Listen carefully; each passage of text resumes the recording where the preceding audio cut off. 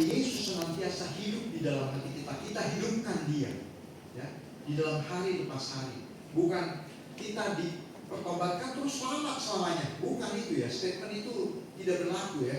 Kita harus senantiasa bertobat setiap pagi, setiap hari. Kenapa ada penunggu pagi, penunggu malam? Itu kita diingatkan untuk senantiasa dekat kepada Sang Pencipta kita, kepada Yesus Kristus. Ya, setiap pagi kita penunggu pagi, kita berdoa, ya, mencari Dia. Karena perbuatan hari lepas hari kita tidak tahu, saudara. Ya, kita kadang ngomelin orang tanpa sengaja, ya kan? Kita berbuat kesalahan tanpa kita sadari, ya. Itu banyak sekali perbuatan-perbuatan kita yang kurang berkenan di hati Tuhan.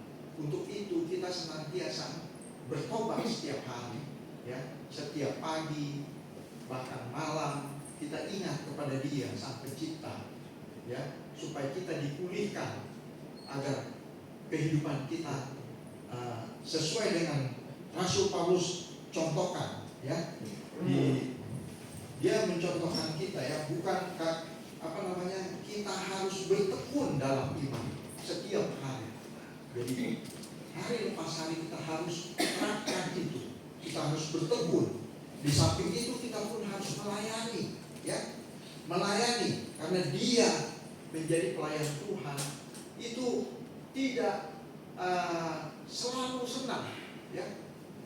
Dia bahkan di penjara, Paulus di penjara, tapi firman Tuhan tidak dibelenggu, tapi tetap dikabarkan, baik di jemaat Kolose, jemaat Filipi, Kolose, bahkan di Filipi, dan ada satu lagi Filemon, ya, bahkan sampai ke Ibrani, dia beritakan itu. Jadi luar biasa pelayanan daripada Paulus ini, ya, kita dicontohkan. Jadi pelajaran-pelajaran soal Sabat kalau dipelajari dengan baik sungguh luar biasa. Nah, di samping itu juga kita ada rahasia Allah yang dinyatakan, ya. Ada rahasia Allah yang dinyatakan, karena memang di tempat lain Paulus, ya, menunjuk pada rahasia Allah, yaitu tujuan kekal Allah yang sebelum dunia dijadikan telah disediakan Allah bagi kemuliaan kita dan dinyatakan melalui rencana keselamatan, ya. Petrus berbicara tentang kebenaran ini sebagai sesuatu yang telah dinantikan oleh para nabi dan yang ingin diketahui oleh malaikat. Rencana ini telah dirancang sebelum dunia dijadikan dan yang didiamkan berabad-abad lamanya. Jadi, namun melalui kehidupan, kematian, dan kebangkitan Kristus, rahasia ini telah dinyatakan, ya. Dan juga dalam menjalani hidup ini kita senantiasa diingatkan untuk belajar, ya, pembelajaran. Ada pembelajaran firman Tuhan supaya kita menjadi sempurna di dalam Kristus, ya. Itu kira-kira pelajaran-pelajaran sekolah Sabat kita yang saya ambil sekelumit ya, hari lepas hari. Mungkin ada tambahan atau tanggapan dari saudara yang hadir saat ini, kami persilakan. Mungkin Pak Bobin ada apa? Terima kasih Pak Nur sebelumnya. Jadi kalau kita lihat di pelajaran kita nih, pelajaran ke-9, ya, kita tadi lihat kalau dibuka di dalam 2 Korintus 5 ayat 21, kalau kita baca sekali lagi, dia di sini menunjukkan Tuhan, ya, yang tidak mengenal dosa telah dibuatnya menjadi dosa karena kita, supaya dalam Dia kita dibenarkan oleh Allah. Kita lihat konteks dari pelajaran ini ayat ini, ya, bahwa ini menunjukkan ini terjadinya karena apa? Awal kejatuhan manusia yang pertama itu Adam dan Hawa, ya. Itu adalah kalau di dalam pelajaran kita hari Minggu ini adalah karya ciptaan Tuhan yang paling tinggi, ya, manusia itu, ya. Tetapi kalau kita lihat jelas balik, Adam dan Hawa itu pertama itu jatuh karena apa? Karena kuasa ular itu, setan ya, yang menyerupai ular itu, sehingga mereka jatuh ke dalam dosa. Sehingga kalau di dalam pelajaran ini kita lihat kejatuhan Adam dan Hawa itu menyebabkan apa? Tuhan mencari mereka. Di manakah engkau? Kalau kita lihat di dalam pelajaran ini. Nah, inilah yang sampai sekarang ini kita masih dicari Tuhan ini. Nah, kita bersyukur sekarang kita sudah di dalam kebenaran. Tinggal kita nanti kita di dalam kebenaran ini kita sudah tahu apa yang Tuhan inginkan dalam kehidupan kita. Memang di dalam pelajaran ini sejak kejatuhan daripada Adam dan Hawa itu dalam dosa, inilah sekarang kita ini. Tinggal bagaimana kita sekarang ini Tuhan mau supaya apa? Kalau kita lihat di dalam pelajaran selanjutnya, bagaimana Tuhan mendamaikan dalam arti di sini hubungan kita dengan Tuhan. Ya, saya rasa itu dulu Pak. Baik, terima kasih Pak Bobin. Ya, di mana Tuhan adalah pendamai, ya. Dia merupakan jembatan antara manusia dan Allah sendiri sebagai pencipta. Jadi Yesus adalah perantara kita kalau kita pelajari dengan ini, ya. Baik, mungkin ada lagi dari yang lain, ada pendapat mungkin dari Pak Frans. Iya, saya mulai dari mana nih? Kalau ini, saya pikir ya, pendamaian itu adalah tindakan Allah. Pendamaian itu merupakan tindakan Allah untuk memulihkan hubungan.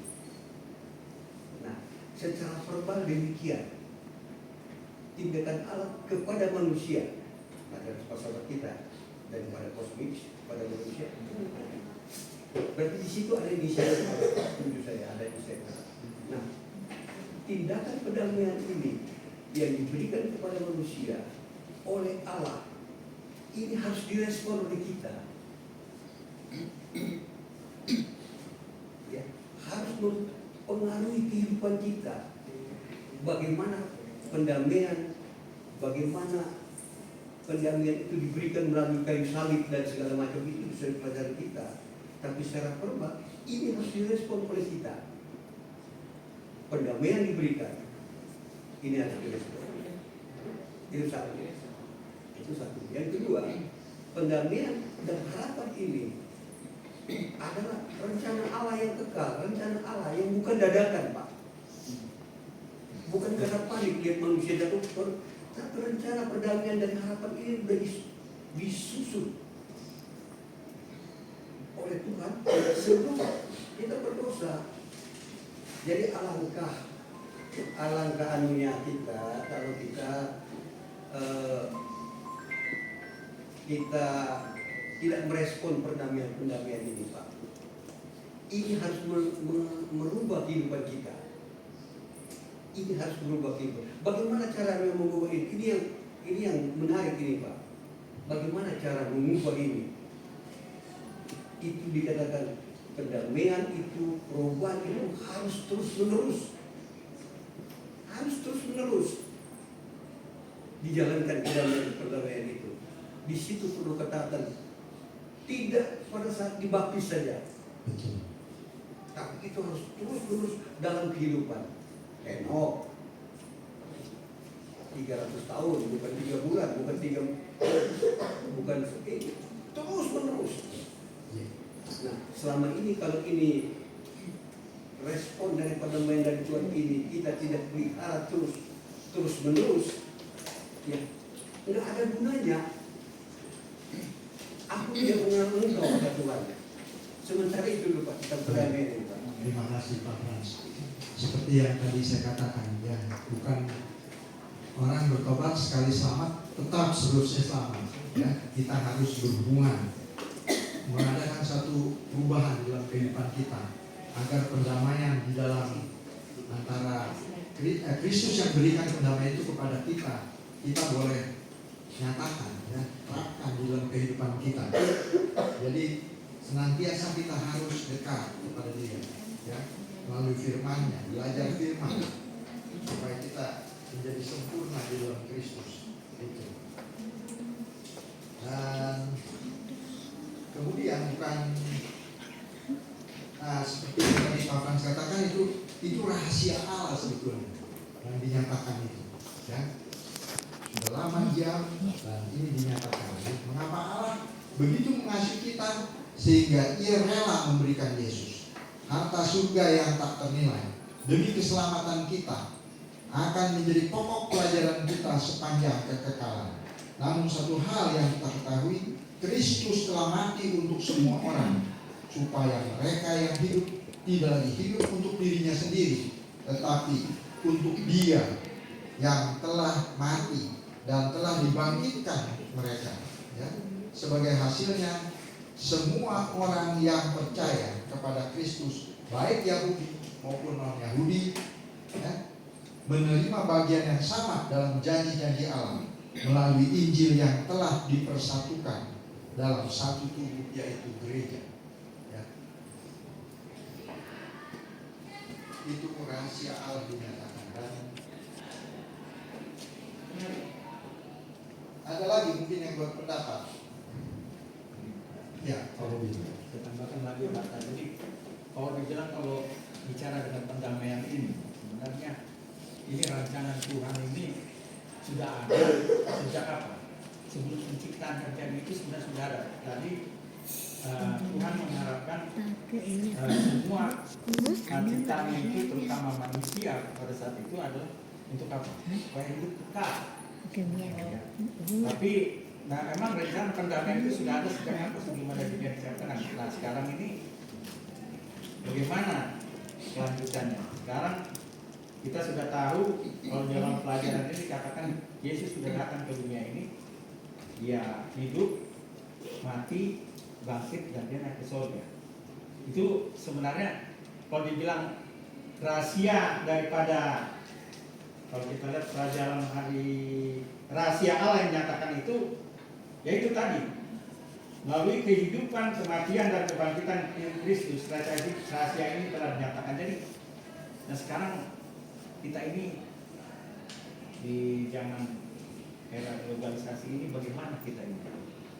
Apakah kita ini sudah di dalam kebenaran kita ini, kita sudah sungguh-sungguh mengikuti Tuhan atau hanya apa? Seperti KTP saja.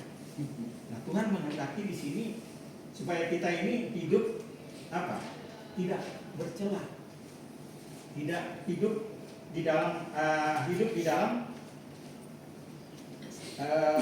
diperdamaikan melalui Kristus dan kematian. Kita sudah diperdamaikan belum?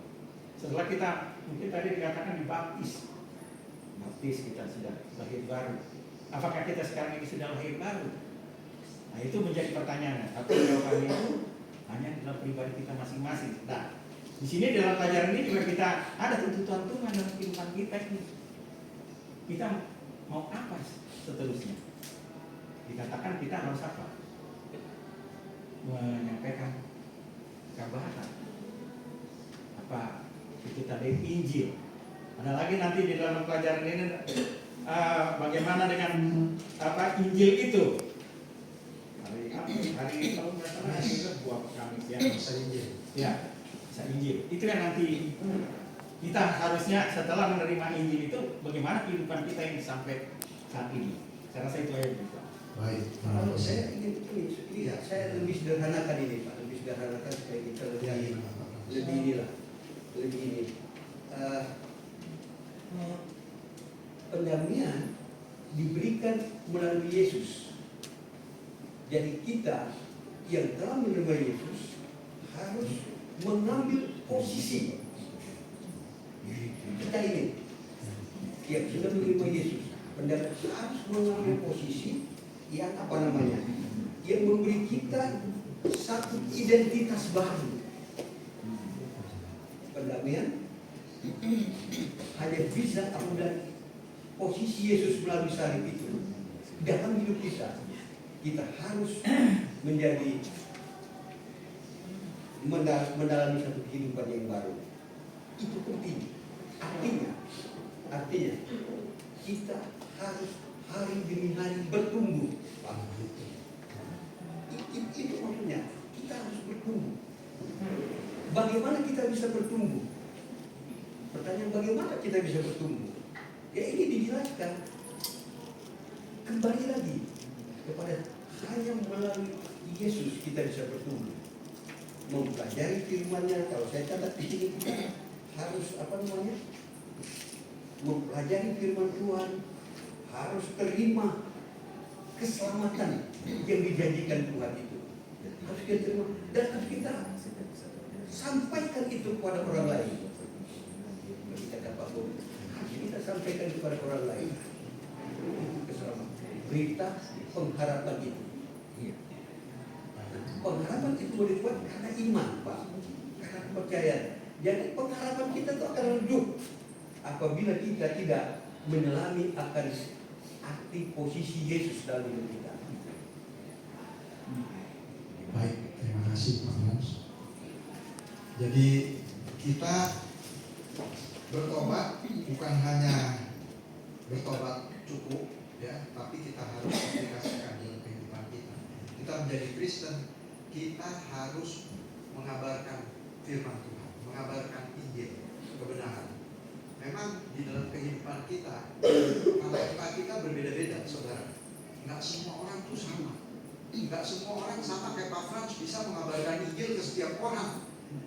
Tapi pengabaran Injil ini berbeda-beda caranya. Saya ambil satu ilustrasi di salah satu kebangunan rohani.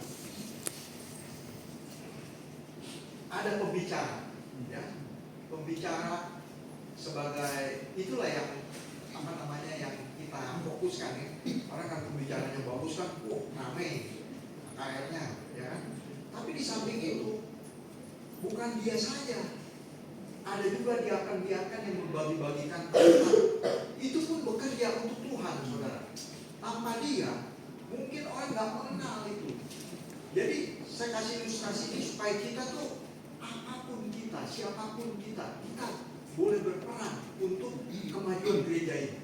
Jadi bukannya harus membicara semua. Mungkin orang bisa bersaksi, ya. Saya bisa bersaksi karena diberkati Tuhan.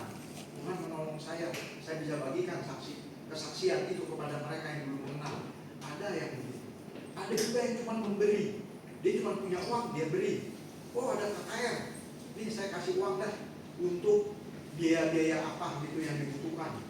Jadi itu banyak, saudara. Jadi kita talenta-talenta ini Tuhan berikan bukan hanya pembicara saja, bukan hanya khotbah gitu ya. Tapi seorang diakan juga